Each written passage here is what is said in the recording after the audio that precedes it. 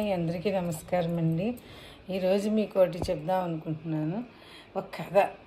దీనివల్ల మీకు ఏ నీతి తెలిసిందో ఏంటో కామెంట్ బాక్స్లో కామెంట్ చేయండి. నచ్చితే లైక్ చేయండి, సబ్స్క్రైబ్ చేయండి. ఏంటంటే ఒక అడవి ఉంది. ఆ అడవిలో ఎన్నికలు వచ్చేసరికి ఇద్దరు నుంచున్నారు. ఎవరంటే సెలయేరు, గొడ్డలి రెండు కూడా నుంచున్నాయన్నమాట. ఎలక్షన్స్లో పోటీ చేస్తున్నాయి.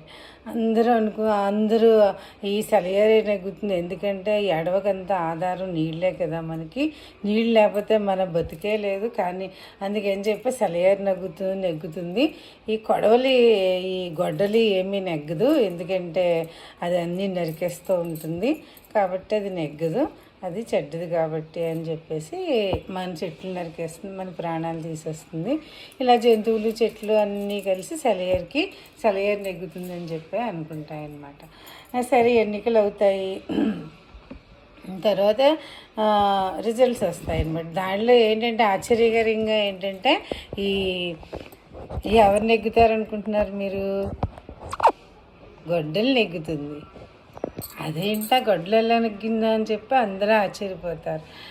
ఓట్లు వేసిన వాళ్ళందరినీ అడిగారనమాట, ఏంటి మీరు గొడ్డలకి ఎందుకు వేశారు ఓట్లు, సెలయేరుకి ఎందుకు తక్కువ వచ్చింది, ఓడిపోయిందంటే అదంది అవన్నాయి గొడ్డలు చెడ్డదే కానీ దాని వెనకాల పిడి ఉంది కదా, ఆ పిడి మా జాతికి చెందింది అన్నమాట. చెట్లన్నీ అంటే చెట్టు వేరే వాటితో చేస్తారు కదా పిడిని పట్టుకోవడానికి వీలుగా, అందుకని అది మా జాతికి చెందింది కాబట్టి మమ్మల్ని నరికేసినా సరే మేము దానికే ఓటేస్తాము, మా జాతి మా కులం అది అని చెప్పాయట.